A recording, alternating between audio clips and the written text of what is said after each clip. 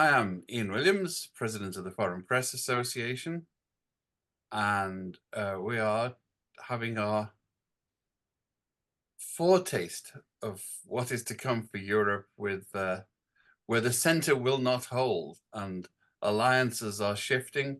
And if you're a pessimist, then we're looking at an action replay of the 30s. But then it's difficult to be pessimistic having just sat through the US presidential debate, because it's difficult to conceive that even a sintered Europe could come up with anything as bad as what we've just seen.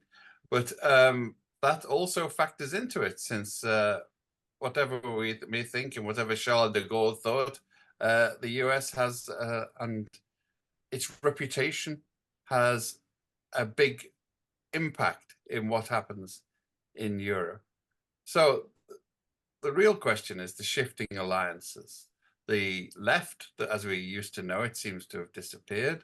The right seems to have been reconfigured, and the center is, I don't know, invisible or pandering to the right. It's difficult.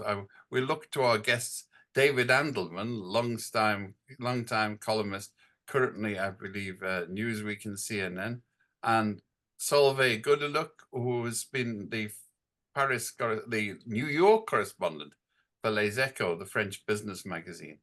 I suppose it's the equivalent to the Financial Times, is it, or the Wall Street Journal? It was even part of the group Financial Times in the past. Now we're independent. Yeah. We're colleagues, because I've written for the Financial Times and its Empire as well. So, you know, we always work on the assumption that the Wall Street Journal and the Financial Times tell the truth, because there are people making money out of it. So they get caught out in lies very quickly. It costs people's money. So this is a badge of certitude for Solveig's employers, at least. And so we're looking at Europe. You're in Paris at the moment. Oh, well, not exactly. I'm on the Atlantic coast. I'm in France. Close. Yeah. But is Paris burning? Yeah, well, not burning, but people are very afraid. I can tell you, because I was at Les Echos in my newsroom, and everybody is just, what's happening? We could not imagine that he would call for a snap election. Everybody was really surprised. Even the journalists. I mean, nothing came out. Nobody would believe it. Well, let's assume, my friends, nobody knows what they're going to vote next Sunday. It's very difficult to make an opinion and to know what to do, because everything seems to be torn apart. Well, unfortunately, it's that way on both sides of the Atlantic, isn't it, Solveig? We after last night's debate in Atlanta between Biden and Trump, it's a very similar situation, really, because people now are totally unhinged in the U.S. Europe and you know, much of the rest of the world woke up this morning with one more worry: the unhinging of America.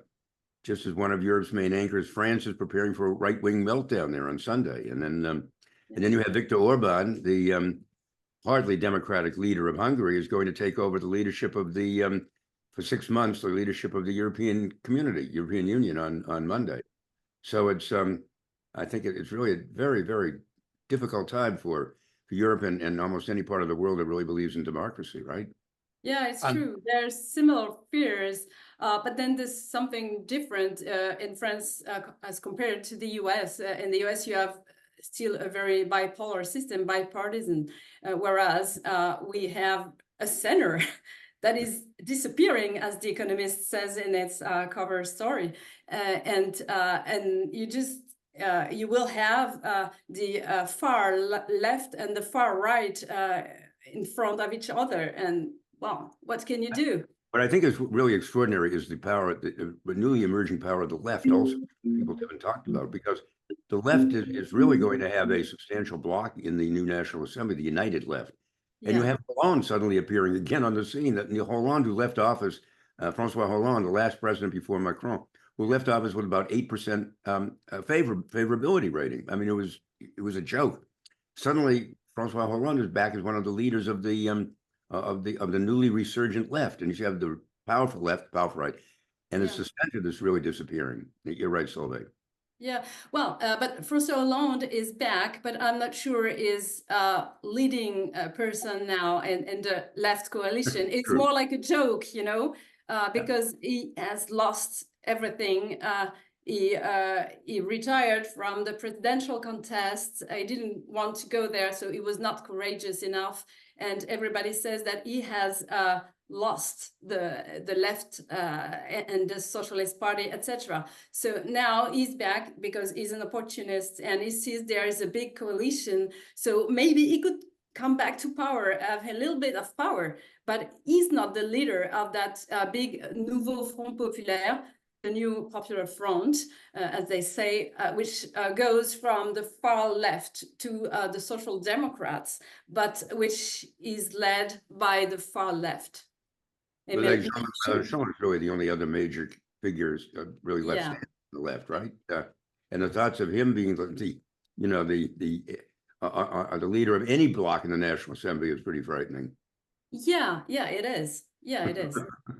Because it's just a demagogue, and he's kind of a bully too. I would make the parallel with Donald Trump. He's the same kind of guy, reigning by intimidation. And one of the proofs of this phenomenon is that he just decided to exclude 5 people, eminent executives from his party, because they were not the same opinion. They were a little bit diverging, and so he got rid of them. And it reminds me of Stalin. Sorry? You don't have to go as far as Stalin. Just look across the channel. This is what Keir Starmer has been doing to his Labour Party. Yeah, well, that's really interesting, because the one part of Europe that isn't in Europe anymore is the one part of Europe that's going more left than the rest of the continent, isn't it? You think it's going left? I see no signs whatsoever of that, unfortunately. Well, the Labour Party is certainly to the left of the Tories, but but no, I think that's a debatable point. I think the drive towards the center in terms of policy is the same. I mean, they're all basically singing from the same neoliberal song sheet. They're all talking about increasing taxes, austerity, whether or not, I mean, it's not even whether we spend, it's how much we cut by. They're in competition. I mean, not in France. Not in France. That's very different. Not in France. In France, that's a very different situation, right, Solveig? I can talk about this a little bit, and especially with, well, we don't know about the real program of the far right, of Le Pen and Bardella, because they didn't put figures in front of their project, and they change their project all the time because they don't want to frighten the markets, you know. But we know that, first of all, that their most important measure, the first they are going to put in place, will be to cut value-added taxes on fuel, gasoline, energy, electricity, and it's 12 billion euros. And they don't have any reasonable project to fund it. I mean, they say we're going to take back 2 billion from the European budget. I want my money back, as Thatcher said, but it's not Thatcher. It's Jordan Bardella, a 28-year-old.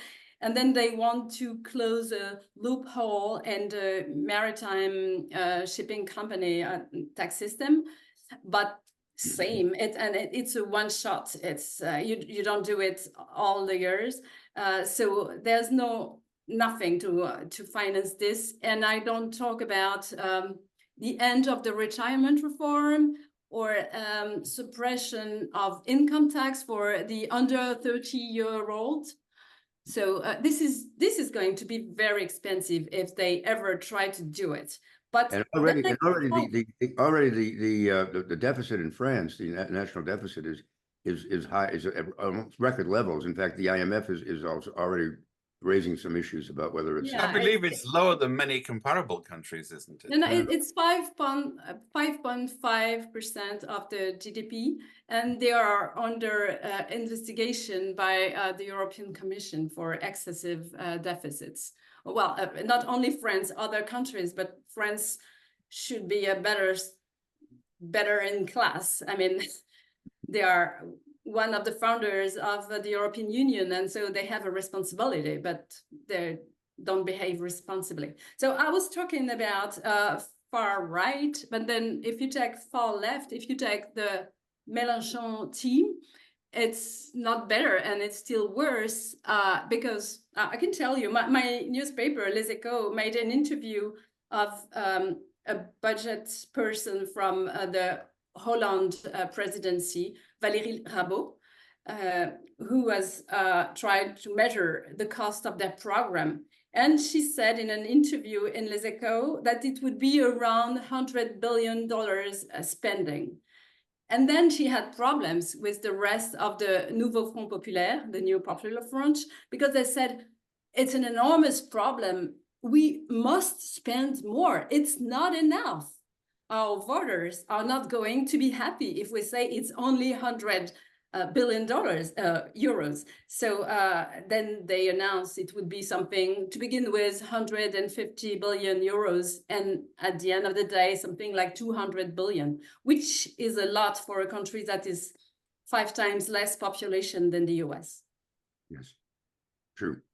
What gets me worried is a lot of the stuff that's being dealt with is in terms of one-off nostrums and prescriptions, like all we have to do is to wave a magic wand and raise the retirement age, and everything will be happy, or we just have to reduce taxes, and the increase in public spend in the public's expenditure will sort of pull us out of deficit.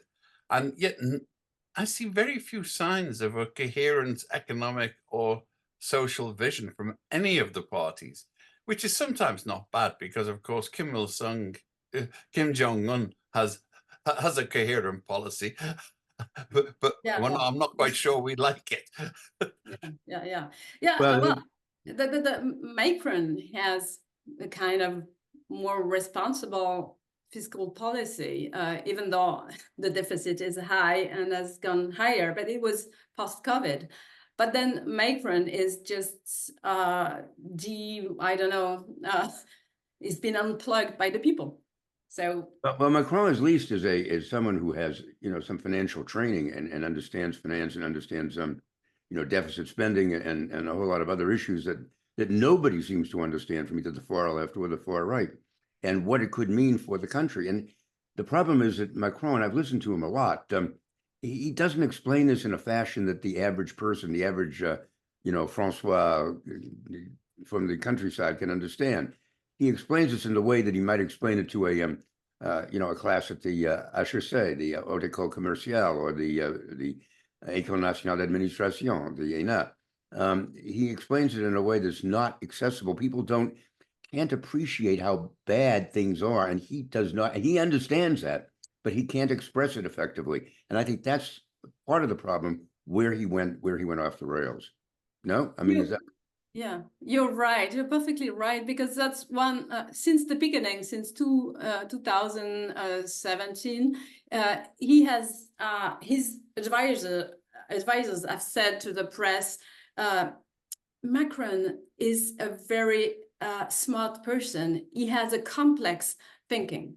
And that meant go away. You don't understand. You will never understand, because he's so smart that you cannot understand what he's doing, and stop criticizing his policies because you just don't understand. And just accept me, just accept me, right? This is the Messiah, and I will save you. It's like Deepak Chopra says that quantum physics is the same as transcendental meditation. They're both very complex and esoteric, therefore they're the same thing. So you just have to shut up and accept it. But what I mean is that he first told this to the journalists, to the press, but then it spills over to the rest of the population. It means that's the way he has some form of contempt for ordinary people, because they don't have that complex thinking, But maybe that's the main problem for him, that he will never be understood, because he's still seen as someone that is too lofty, too, Looking at where let's look at where complex thinking has got us in Bolivia and Kenya and other places. Yeah. It's like deja vu all over again. I remember 20 or 30 years ago when it seemed at times the IMF and the Bretton Woods institutions were the most revolutionary in the world. They were causing revolutions and riots left, right, and center with their austerity programs. And it's back in those days again. Let's look though at this election in France, particularly. I mean, I've watched the Le Pen family in elections back to around 1983. I first interviewed Jean-Marie Le Pen for CB. I was the first television correspondent to put him on the evening news in the U.S. And there's one fact that I think is very interesting. Le Pen has never gotten much above 38-40% of the vote in any election. So in the first round, once or twice, I mean, Le Pen father, Le Pen père, actually came in first in the first round. And then he was in the second round of, the top two. Yeah. But the French people could never, a majority of the French people have never been able to bring themselves to vote at the Front National into power, because many of them, they're still in that DNA. They remember Vichy, they remember the Nazis running France and what that was like. So it's not his policies, it's his historical association. Hold on. Let me just finish, Ian, if I could.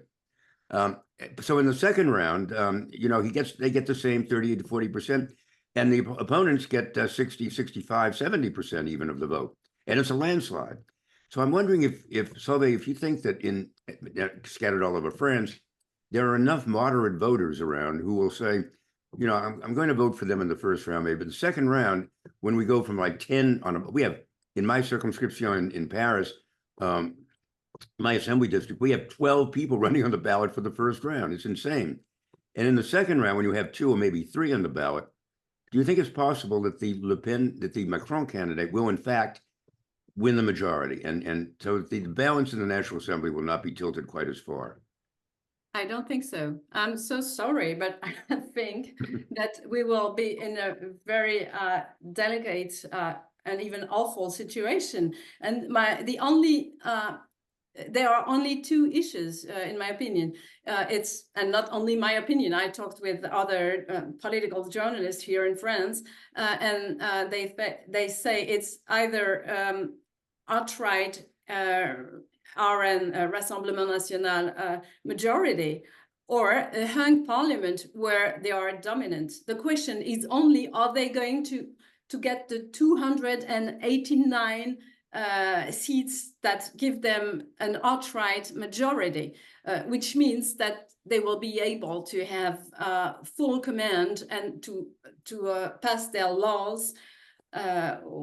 If the Senate approves them and so on. I mean, it's not just the National Assembly, right, approving the laws, but also it's not just the National Assembly, but there is what we call the navette. I don't know how you call this, when it comes back and forth twice, and at the end of the day, it's the National Assembly that has the last word.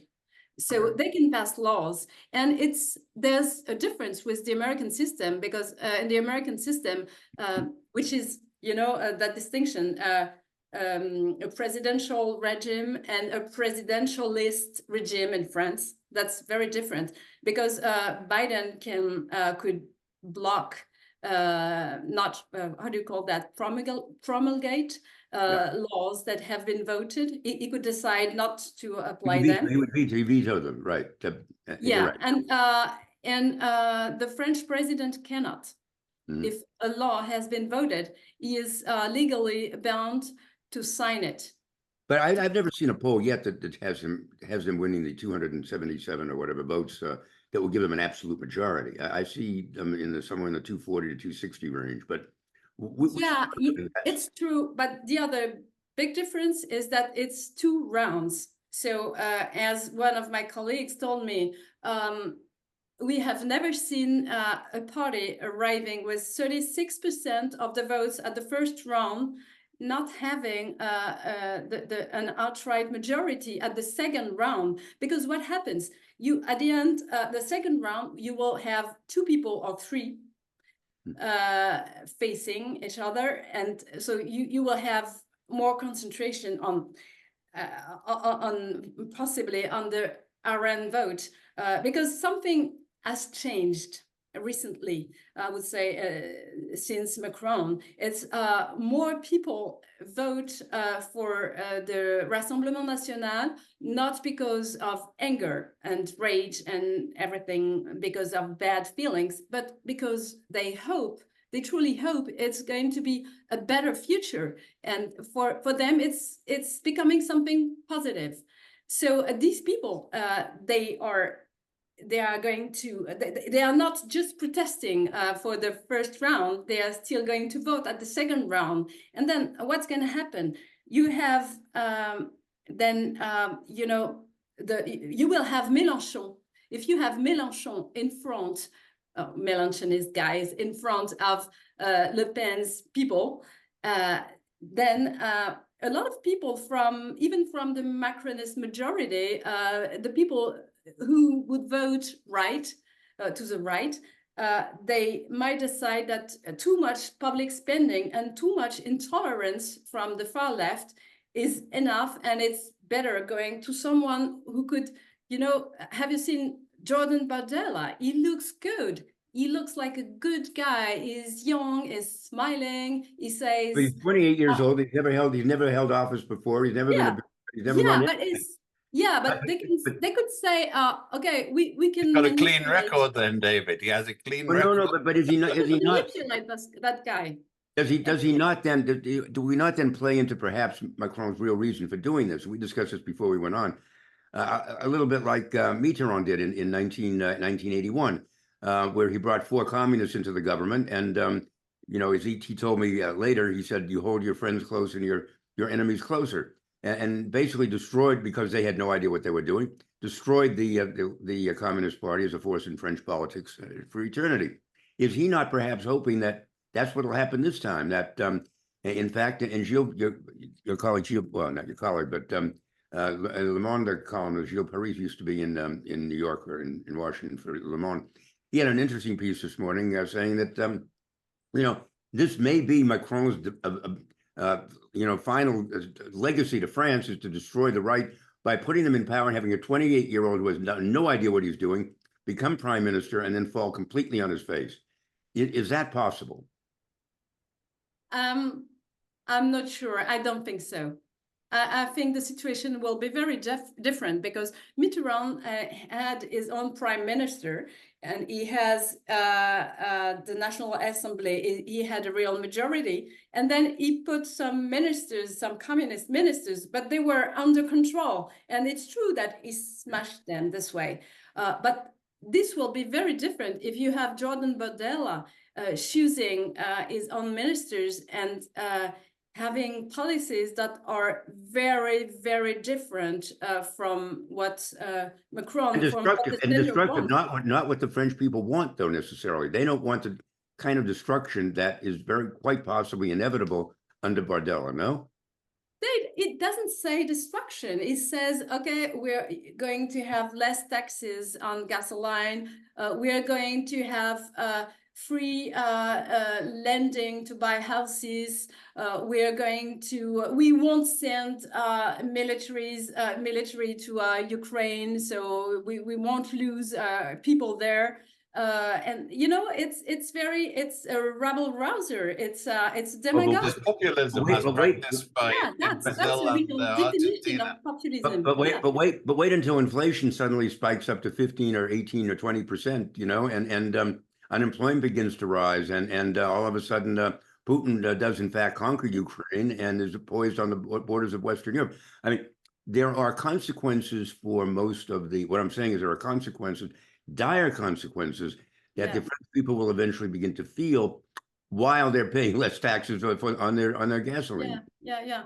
I'm not so sure that in 3 years' time you could do it. And I think that Jordan Bardella has already given some hints that he's going, in effect, to be pragmatic. and he will try not to have a mini budget crisis like Liz Truss.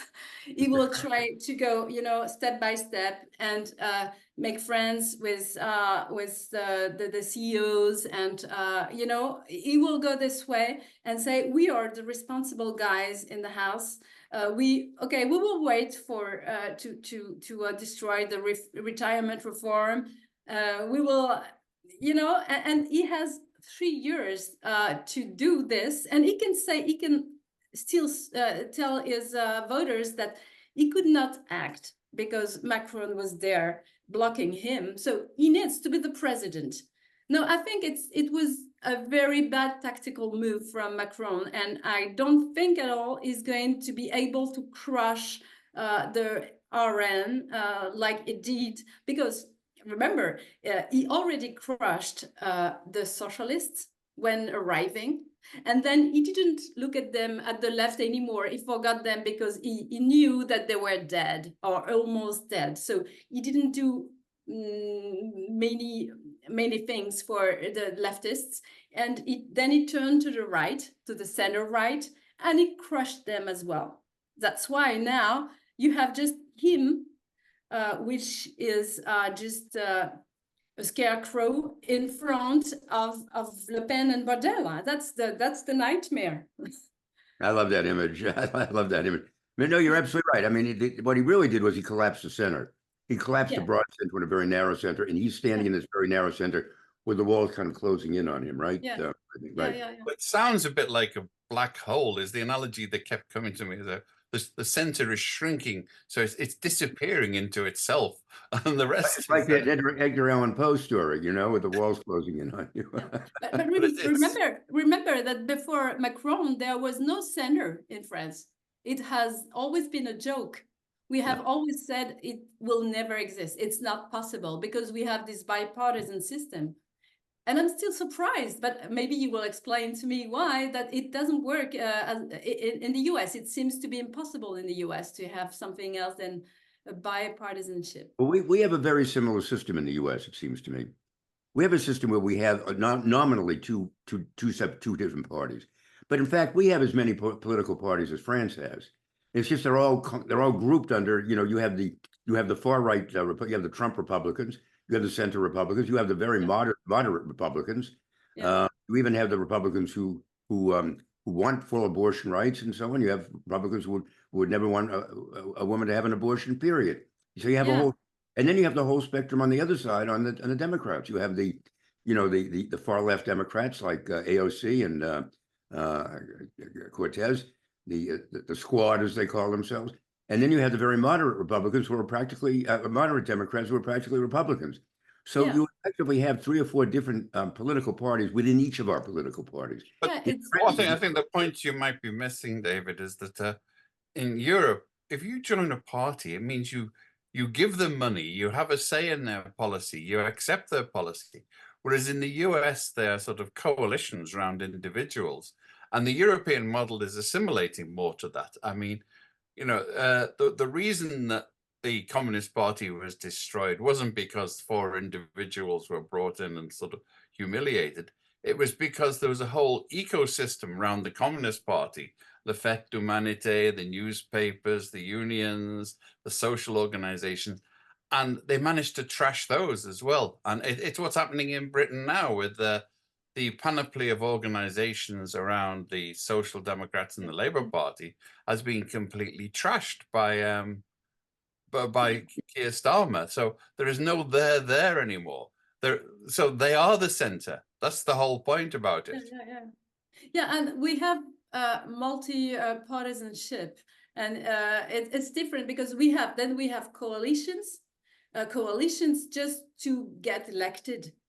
And it's just that's the American way. Temporary arrangements. No, but you have 2 parties that are very disciplined because yes, there are differences inside the Republican Party, but there's one leader, and it's Donald Trump, and he says what's to be done, and period. I mean, it says no breaking the law of the party. Once you're in power, they do what you tell them to do. that they're much more disciplined. I mean, it's not in France inside the new Popular Front. You have very different parties, and once they will be elected, they might bring a new coalition, and maybe the Social Democrats could come with the Macronist and even the center right and make a new voting coalition.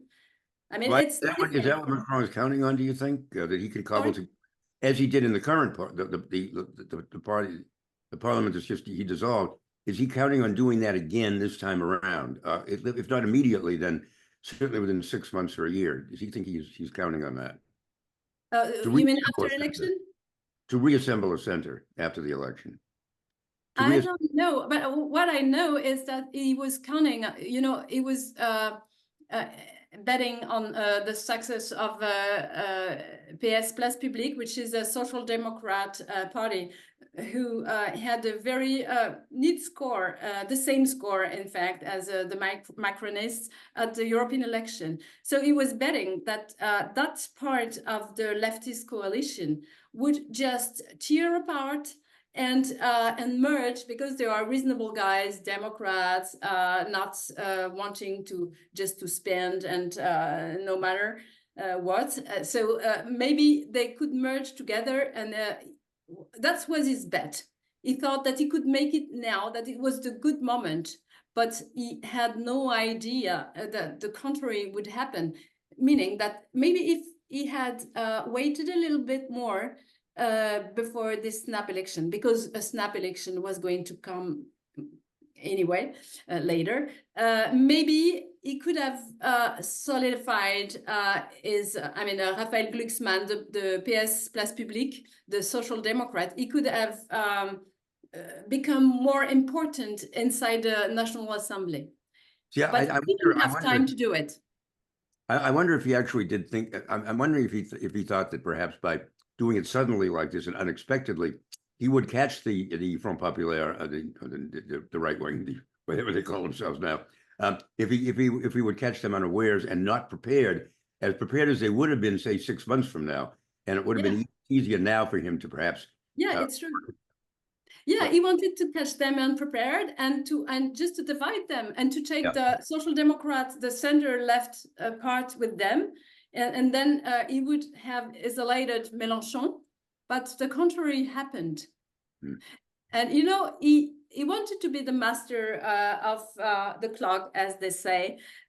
He likes this. He likes to be, Jupiter, the guy deciding everything and making big surprises. But it's true that there would have been probably a snap election in fall, because in fall you vote on the budget. And there is a procedure in France which is called motion de censure. I don't know, how would you translate this? Vote of no confidence. That's your motion. Yeah, no confidence vote. And so he already had many non-confidence vote, but well, it failed. So it was okay, but it was just he almost got overturned by the confidence vote. So it would have happened one day or the other. So I think he wanted to do it now to catch them by surprise, but it was a bit too early. Do you think the confidence vote do you think the Front Populaire can withstand that in the fall at the time it went for the budget process? Do you think they can get through that successfully?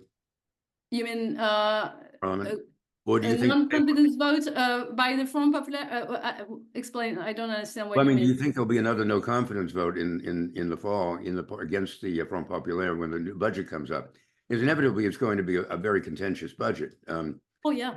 And so, do you think they can survive that? I mean, I guess it depends on how big they're. We don't even know who will be the head of the government. Right. So it's difficult to say, but I'm almost sure. Yeah, it will be very difficult. The budget this year, I don't know how they're going to do it, because either with a hung parliament or with an outright majority with the RN, it's going to be so much polemics, so much vile politics, I think, and unrealistic budgets. But you're with Les Echos. So what does French business say about that? I mean, is the French is are French companies, is the French stock market going to fall apart? I mean, what is going to happen on that side of France, on the economic and business side, do you think? Yeah, what's interesting that French business doesn't say much, and they don't feel at ease with that question because they are afraid of both extremes. But a lot of small companies, bosses, shopkeepers, you know, people or very small companies, they vote for RN. And because RN says that they will protect their business, cut taxes, cut some of the taxes, and historically, the RN is the party of the shopkeepers, of you know, all these guys. So and another point is that something like 40% of the employees in the private sector now vote for the RN. So they won't, it's very difficult for the CEOs and for the executives to talk against the RN publicly. It's still very difficult for them to talk against the Popular Front, because there's a lot of factory workers or employees as well who vote for the far left. So they prefer not to talk.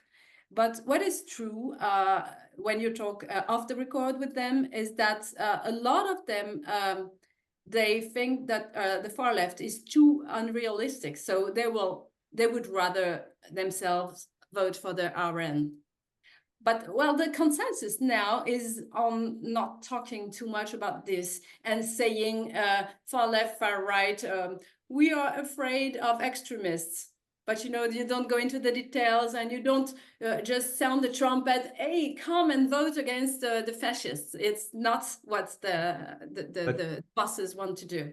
Well, the markets want something that they have confidence in. They want stability. They don't want us. And I would think that, you know, by abandoning Macron, that's, you know, après moi le déluge, right? After me the deluge. And so, and I would think that they'd be worried about that from whatever side. So I'm surprised that Macron has. Do you think he has retained the confidence of much of the French business community, for instance? Yeah, I think so. But they are realistic. They understand that Macron won't win. He will lose power. So if he loses power, they have to know to hedge their bets. So they can be happy with Macron has done for the business. It's been a long time. Well, it had been a long time before we had such a president helping businesses. You know, well, I don't make the list, but he has built confidence that you can hire, you can grow, you won't be harassed by the administration globally. So confidence is here, but now he's a loser. So when you have a loser, you just change ships. And can I invite us to have we been keeping a watch on the Rhine? What's happening in the rest of Europe, in particular in Germany, on the same model? Because this is not a paradigm that's exclusive to Paris. It's right across Europe. The center is disappearing up its own rectum, as you might say. Oh, yeah, I mean, Germany is in terrible shape. I mean, Germany's in terrible shape. Their economy's in terrible shape. Scholz is in terrible shape. The right wing is, I mean, AFD, the Agency for Deutschland. God help us. They're really not into really neo-Nazi far right. He's in a resurgence. But at least Scholz had the good sense not to suddenly dissolve the Bundestag and throw himself on the leaping flames that would be the funeral fires, right? Yeah. That's terrible. But then you have, as I said, and I've written about this for it should be coming up, I hope the beginning of next week for MSNBC opinion. You have Orban coming along on as literally as the head of Europe for 6 months. It's a rotating presidency. Every 6 months, another country gets it. As it happens, this particular 6 months, which may be the worst 6 months Orban. ever possible for Orban, basically Vladimir Putin's stalking horse in Europe, so suddenly him to become the head of the European community. So it's a very difficult time all across Europe, I think. Yeah. The fact that the rest of Europe didn't have a strategy to counter this and say, okay, you're going to be president, but we're going to ignore you. No, but what's very interesting is that the bureaucrats in Brussels and Strasbourg, what they've been spending the last 6 months or several months doing is they've been trying to Trump-proof the EU, and so they're doing things like they've invited for the first time Ukraine to begin to open discussions about acceding to become a member of the European Union. They're not doing that. He's not going to become a, but at least they have the bureaucratic wheels have been set in motion. They've established the mechanism for Ukraine to be considered as part of Europe. All right, which would never happen under Orban, of course. But that's been done in advance of his arrival. And there are a number of other things that are being done in advance of his arrival. Like, for instance, they elected the 3 top officers of the. They still have to be approved by the Parliament, of course, European Parliament. The 3 top officers of the community: the President of the Commission, Ursula von der Leyen, the President of the European Union, and the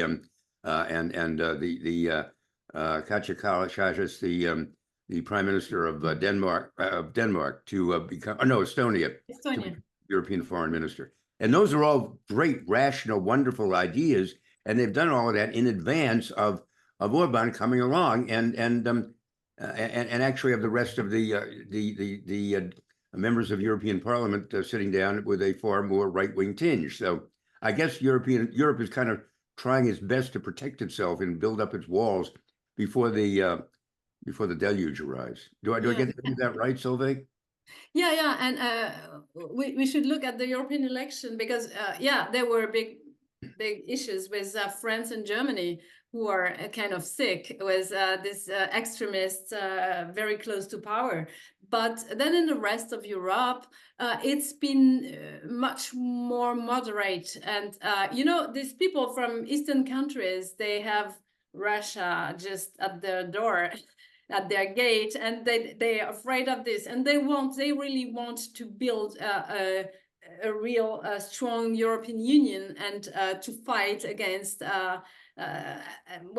so they have a different behavior, and they elected quite centrist or moderate representatives. So it's very different. It's really France and Germany that have a crisis now, and maybe it's some people say we're just 8 years late after the UK, who had its own crisis with Brexit in 2015, and they needed to test it. It was untested, and so now it's been since 2012, Marine Le Pen is growing, her votes are growing at each new presidential election. And people say, yeah, it's inevitable. We should try it before we throw it away. We need to try it. But also there are other countries in Europe that are having severe right-wing tendencies. The Netherlands, for instance, Austria, Slovakia. Right. But look at Italy. Right. Look at Italy. A lot of people now in my country look at Giorgia Meloni and say, okay, she did nothing bad for markets. She's not so bad for business. So maybe far right is okay. But she is more moderate than Marine Le Pen and than the AfD in Germany. So that's a real danger. It's you just get accustomed to more and more extremist parties. It's kind of like the frog that's been thrown into a pot. Of water, right? And you suddenly start to raise the temperature. Pretty simple. He's just boiled away, right? If you're actually thrown into a boiling pot of water, you jump out. You raised the point that one of the characteristics of these right-wing parties is that they are right in a sort of, how should I, identification point of view. They're nationalist, they're racist, they're ethnicist, Yeah. But actually, their social policies are often populist. Yeah. They're corporatist. And we often forget that the original fascists and Nazis were promising full employment and social welfare benefits for everybody. It's true. It was not neoliberal red in tooth and claw. That's a recent innovation. That's the Chilean take on it. That's a definition of the revolutionary right. What we call the Bonapartists in France, like Napoleon Bonaparte. It's a right that is close to the people, to the underdogs, so helps them, but has a very illiberal social cultural policies, and that is very conservative on the social questions. That's a definition. So they're back to the roots. It's difficult to get your head around this because people talk in terms of Britain and America of left and right.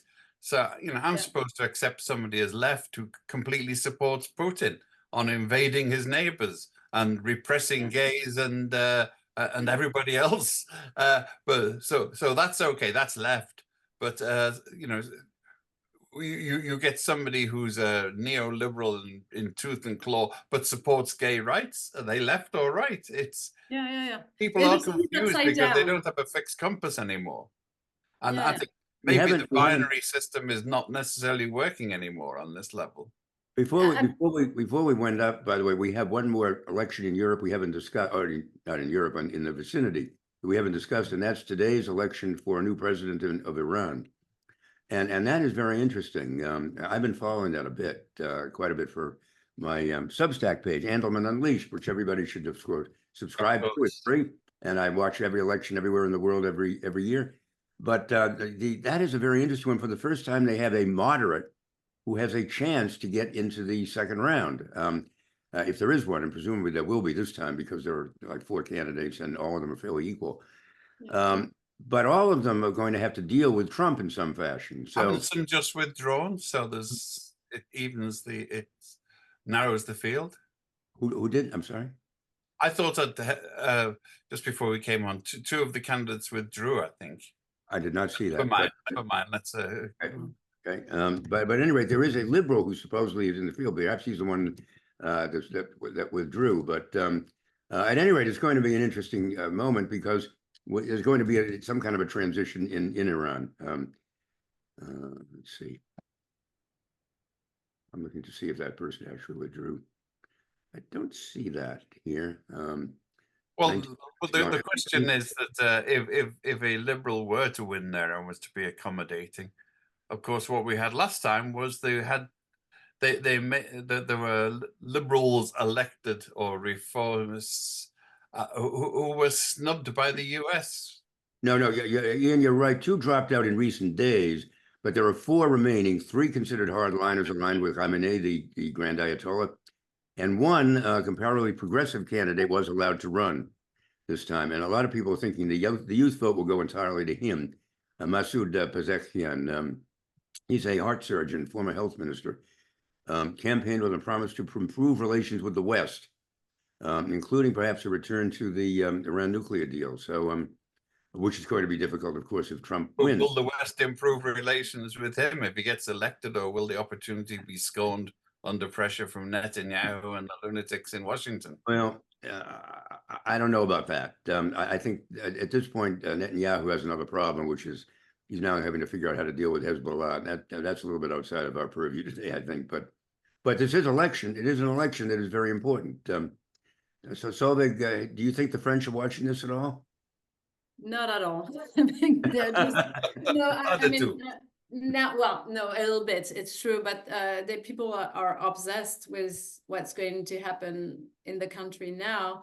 They're interested with the debate between Trump and Biden too, because nobody understands why Biden came to that election when he's so old and tired. But then, you make a parallel. In France, everybody makes a parallel with the populism in the US, populism in France.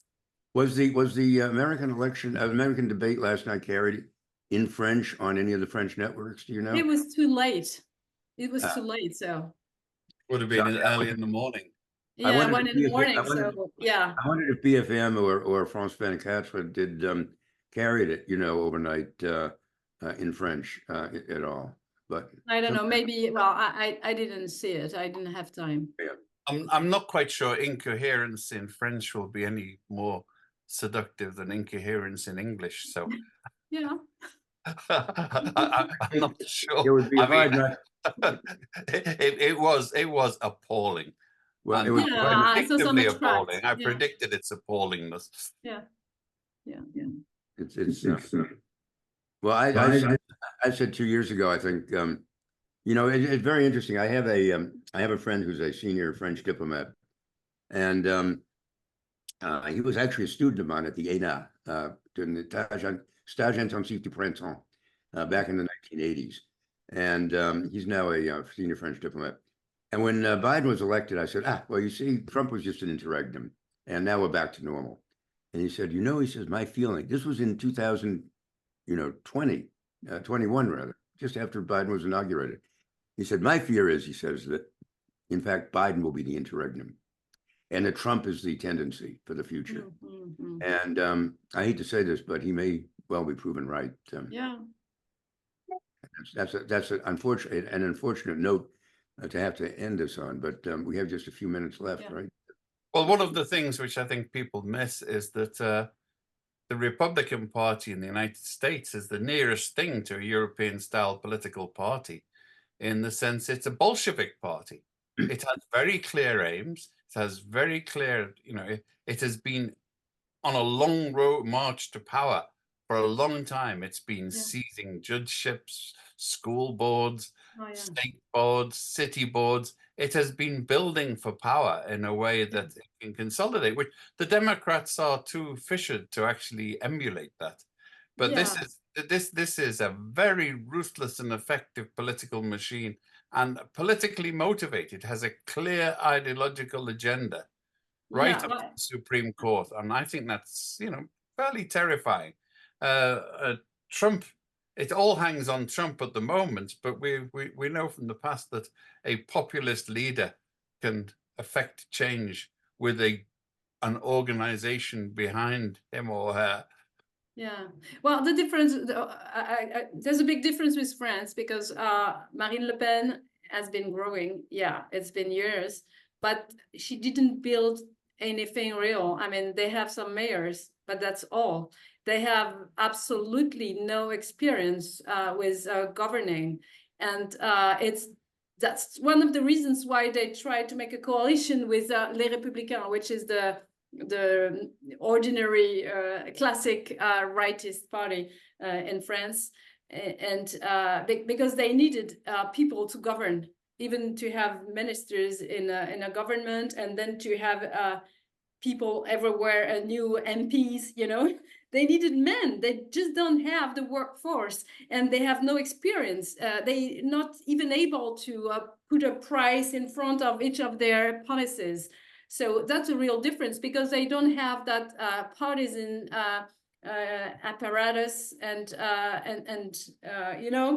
they really need to build it from scratch. So it will be a giant disorder. Well, that's what I said. See, that's what I said. I said that I think that the French people are going to realize suddenly who they put in charge, and this may not be very good for them going forward. It may be difficult for them to to wipe out the image of these first chaotic months that they're going to be in power while they try to learn how to govern. No, I mean, it's true. But remember, when the socialists came to power in 81 with Mitterrand, they were not so ready. I mean, it was the right all the time since de Gaulle. There had been no alternance. I don't know how you call this in English. Alternance, or another word, I don't know. So it had been always the same party in charge, the Gaullists, and these were, remember, people thought it was the guy with a knife between. Right. Very dangerous. Think of Margaret Thatcher. The communists in power, taking the Bastille. So, and it's true, they were unprepared, and they were not very good managers, but then they became. So I remember my apartment in Paris was and still is in the building that's directly across the street from the headquarters of the French Socialist Party on the Rue de Solferino. They, of course, have now, the party went bankrupt after the Macron election. They had to move out of that building. But when they were there in the 1980s, I mean, you had demonstrators from the countryside coming in, and they would dump truckloads of carrots right in front of our apartment building across from the socialists. And, it'd be sitting there and steaming for several days until people cleared it up. But there were protests against the socialists like crazy in those days. And from people who should have been really, should have been in their support, in their hip pocket, but it wasn't. They weren't.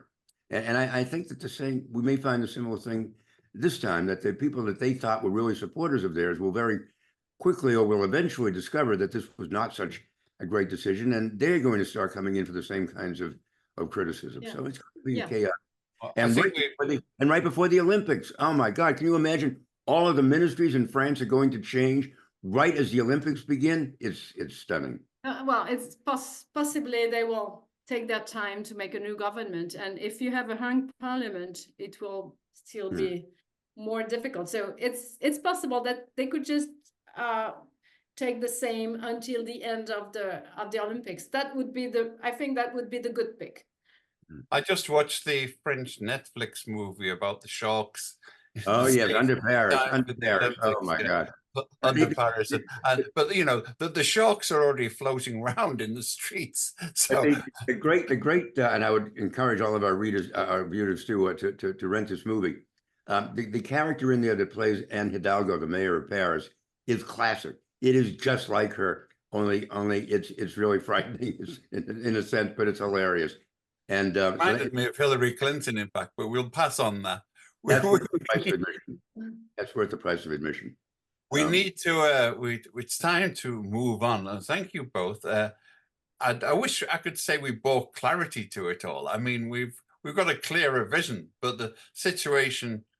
If we are confused, it is because the situation is confusing as hell. And so I don't think we should blame ourselves or the listeners or other people, but at least we have some tools to look at it.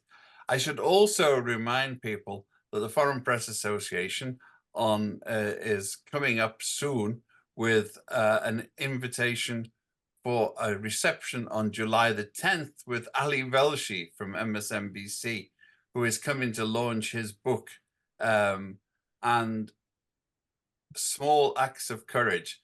Ali Velshi has always been a speaker of truth unto power, whether it was in business or politics, and is a martyr to journalism. He was actually shot at by a rubber bullet and hit by during the Black Lives Matter demonstrations in March. And the Foreign Press Association is giving him its recently inaugurated Sharp Pen Award for his courage in standing up and being shot at. And incidentally, on a somber note, in case you think that rubber bullets are just bouncy toys, there's one of our colleagues is in the hospice dying this week because she was hit in the face by a rubber bullet during a similar set of demonstrations, which knocked half her brain out, and it's just coming. So this is America before Trump. I must tell you, I was tear gassed in Paris in the 1980s when Mitterrand was president. So when I was running around with CBS in those days, so it happens all the time to us. Tear gas just clears the nostrils. I know. It's like a menthol inhaler. So please get in touch. Look on our site. That's 4 o'clock on the 10th for Ali Velshi and the book signing, and it'll be good to see you all. There's reception with food and drink, which is unusual for us. Somebody else is providing it.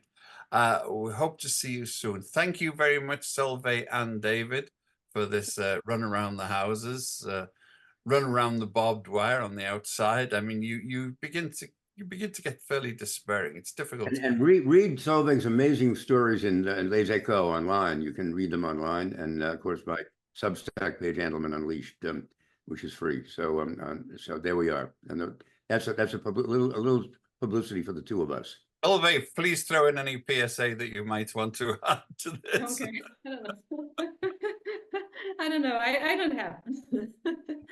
Okay, we look forward to seeing you all soon. And on the 10th, we were going to have a British election roundup this week, but it was getting difficult. So we'll probably have one after the British election to try to make sense of that. Because once again, I mean, it's chaos theory. There are too many incalculables and imponderables involved in the equation. So there's no telling where it may all go, and there's no telling what deductions might come from it.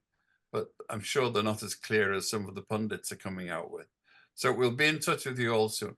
Thank you very much, everybody. And go and enjoy the heat wave in New York and presumably the slightly warmer than usual weather in Paris. Yes. Thank you very much, everybody. Thank you. Goodbye. Bye.